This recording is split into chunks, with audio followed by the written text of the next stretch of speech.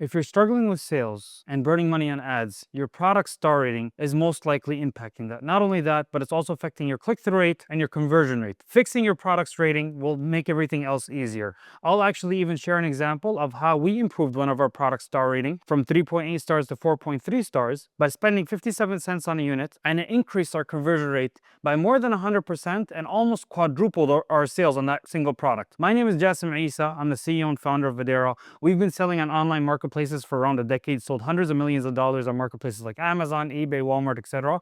And in this video, I'll walk through why it's so important to have a great star rating compared to your competitors, how to benchmark if you have a good star rating or not, what's relatively, how do you know, and most importantly, how to fundamentally improve your star ratings and tactics that we use that help us. So for the first section, I'm going to talk about the importance of star ratings, why it's so important. I'll start with the first subsection of this, it's Amazon's flywheel effect. If you have a low star rating, and I'll explain how you know if it's quote unquote low or good or bad or whatever in the next section. But if you have a low star rating, basically what's happening is that you're going to have a lower click-through rate compared to your competitors, and you're also going to have a lower conversion rate. And Amazon's seeing the performance that less people are clicking on your product. When they do click, less people are buying it because they're going down, reading the negative reviews, etc. So they're going to show your product less. They're going to give you less impressions. They're going to give you less relevancy.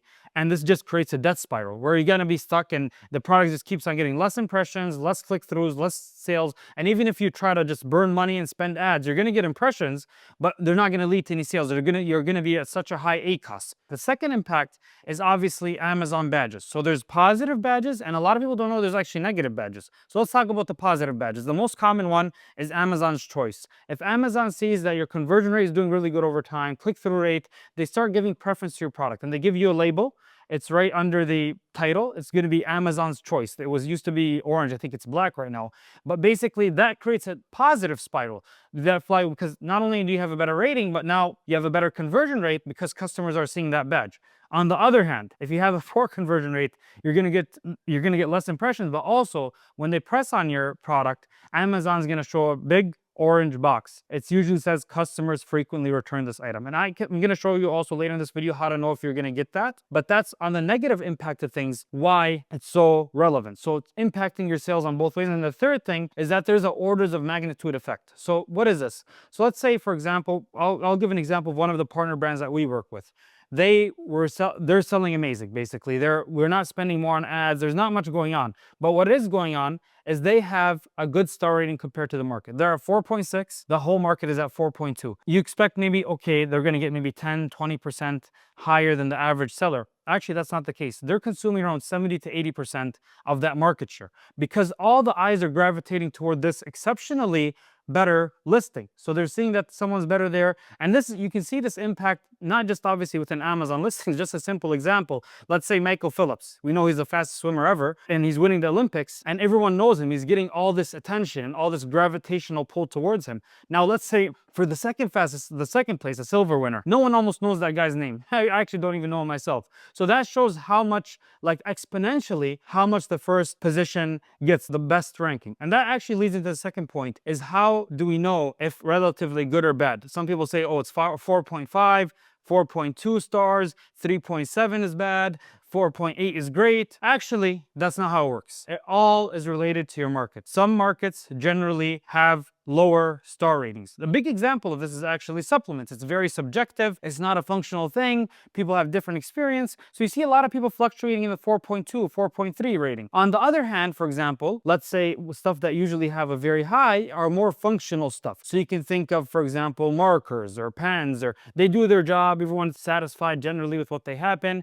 So that's just generally different markets, different niches have a different benchmark for what's good. So you want to look at your niche's benchmark, look at the top 3 sellers, what's their average rating? Let's say, for example, one of them is 4.1, one of them is 4.5, another one is 4.3 for the top sellers. You're seeing that the average is 4.3 stars. But obviously, if you want to be exceptional and you want the gravitational pull effect that I was talking about earlier, you want to target the 4.6, the 4.7. So that's one thing to keep your eye on, and it's very important. A very important factor to consider is that, this is also not actually as known, is that there's price breaks on Amazon star rating. And actually there's a sub factor within this. But the point is that when you're on Amazon's page and you're on the browse page, the first page, before you press on a single PDP, product detail page, you see the stars. So usually you're going to see them in increments. So they're either, for example, let's say a 0 star or half star, 1 star, 1.5 star, 2.5 star, 4.5 star, 5 star. They're in half increments. So let's say, for example, your product has a 4.2 star. That's actually horrible. The reason is that you're going to be, when the products are looking on the detail page, it's going to show as a 4-star product.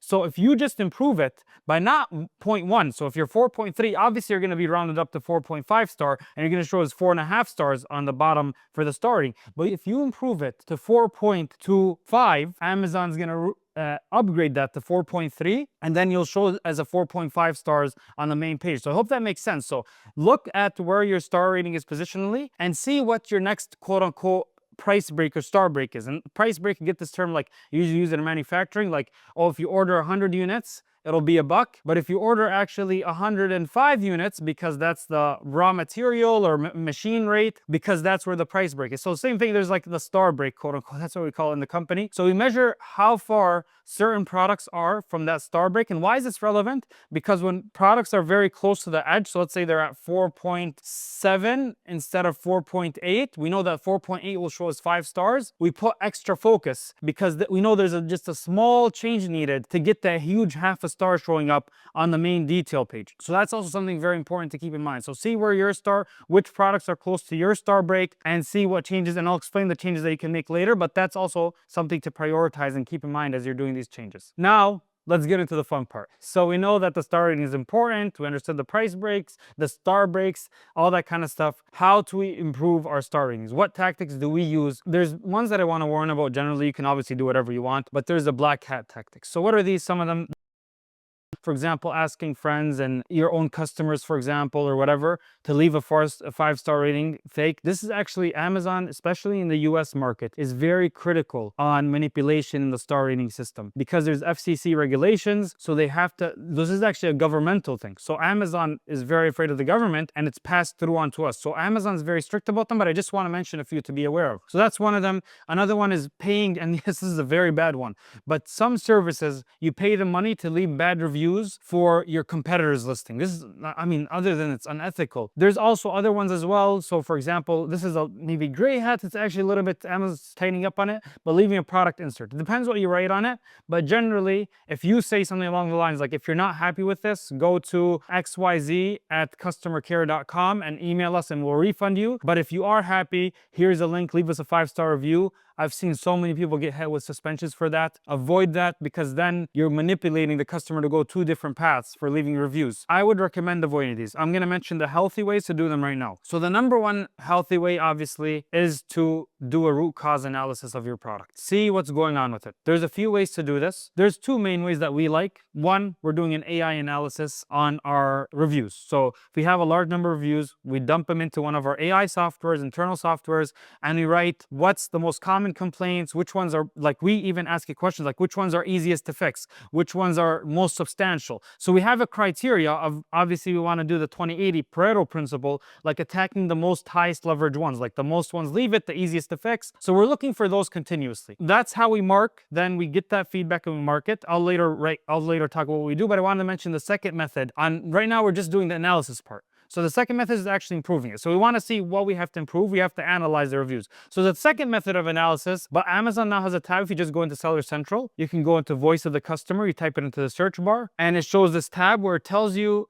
not only the common complaints that you're getting, it ranks them in priority actually, but you can also see the details. So there's a section on the right, press see details. You can see what you're getting. But even more importantly, why we like this, it shows you the products that you're at risk to get the negative badge that we talked about early in the video. The customers frequently return this item. Trust me, this one is, you don't want to get this. So if you're at risk, you want to call, like, red flag alert. You want to change things immediately.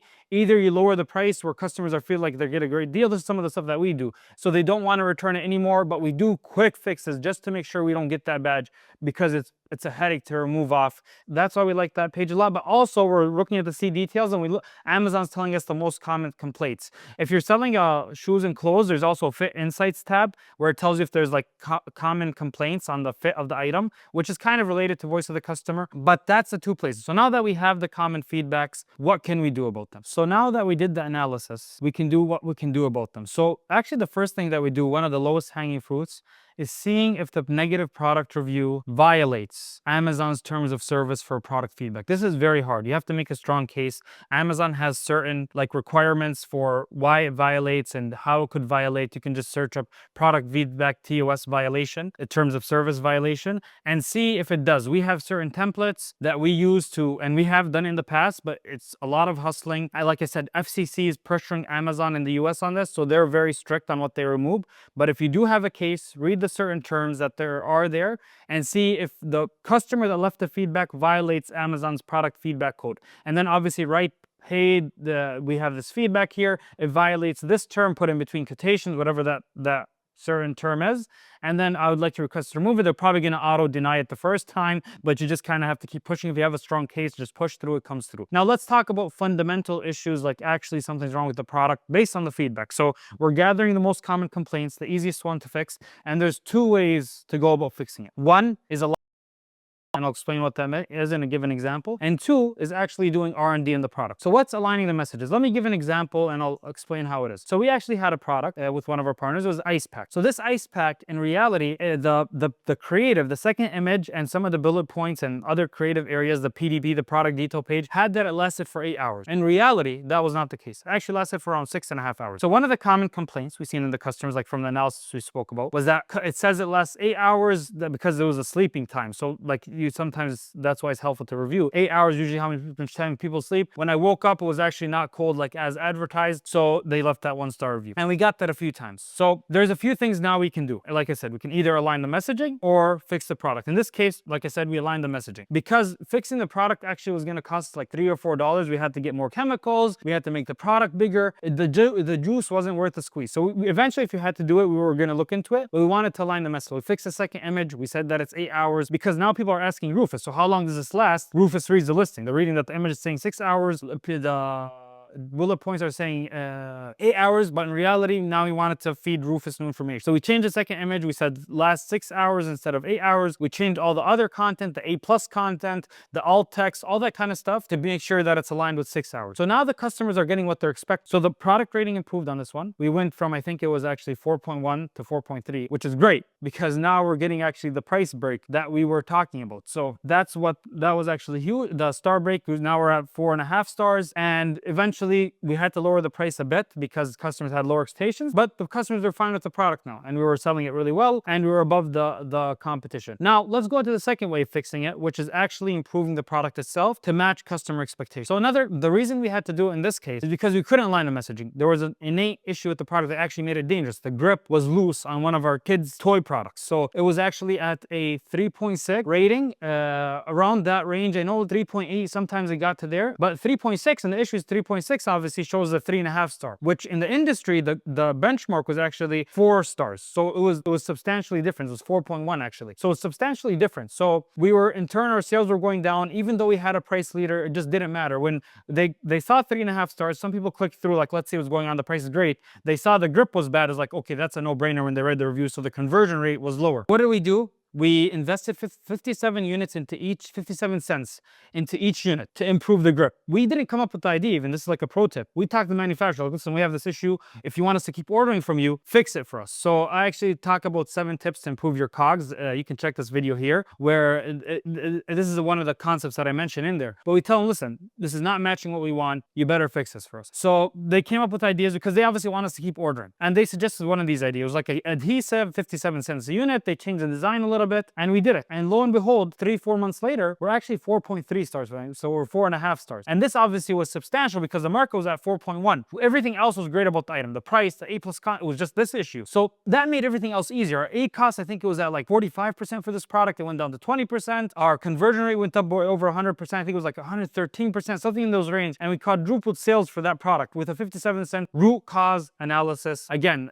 like we really did the analysis to do this. So right now what we're doing actually for a lot of our partners, we're doing a quarterly QBR. In the QBRs, we're explaining the products that are either at the price close to the star break, or we can just think we can improve the rating. Obviously, if there's like a voice of customer and they're at risk of getting a badge, we flag that. We're talking about that at the spot. But if it's just like R&D improving, that's always continuous. So we're looking at those analysis, we're seeing what we can improve, and we're presenting that to our partners. Either we align the messages, we tell them we could change the content, or we do R&D. Each situation is different. There's numerous factors, obviously, but that's the current process that we implemented, and it's been working well for us. So again, all in all, product rating is crucial. It's what decides if your product is actually good quality, and even fundamentally, you want a high quality product. And a quick way to know this is just do the Vine test. If all of them come back at 1 or 2 or 3 stars, some people are mad at Vine. I actually love them because they give very thorough feedback, and I get to quickly tell if my product is crap or if it's good to the ideal customer, because they're going to be claiming it. And if it's crap from day one, I either scrap it, I improve it, but I don't want to scale and order thousands if the product is not good. And that's obviously if it's not on the market yet. If it is, there's other stuff to do, but that's one way that we can tell quickly. We're analyzing it. We want to make sure fundamentally. That's why I actually don't like the hacks, because you're fixing something temporarily, but eventually your star rating is going to settle. So yeah, you might get a few good stars from friends, but if you're selling hundreds and let's say you went up with your friends to 4.5 stars, but it actually deserves a 4.2 stars, eventually it's going to dwindle back to and settle at where it deserves. You can only artificially inflate it so much. Eventually it's going to keep course correcting. You're going to fight against the grain. So might as well fundamentally improve the product, improve the messaging to get to that better, healthier status. And that's another thing that I mentioned. Another common point that I'm going to hear when I mention this is that, okay, how about review count? You talked about the star rating. Review count is obviously very, very important. We focus on star rating first because first of all, our data says that it's more important. Review count is still important. But second of all, I want to scale on the right foundation. If I'm scaling on a 4.1 star and I have 100 reviews, I want to fix that to a 4.3 star, make sure that we actually have a better product, and then put gasoline and get more reviews on that. Because if I, let's say, get 4.1 star to 1,000 reviews, then I have much more negative reviews to overcome when I'm improving the rating. So it's going to take much longer to settle at the right threshold. So that's why review count is important, but we fix it after. And I think that it's not even as important as a star rating based on our data, but still, obviously, it's very fundamental. So all in all, this is where we stand with the review star. That's our process for fixing it. If you found this video helpful, make sure to actually check out this video. I talk about conversion rate, how to improve that in general. Leave a like, subscribe, ask any questions you want. I'm personally responding to them. And check us out at Voadera.com.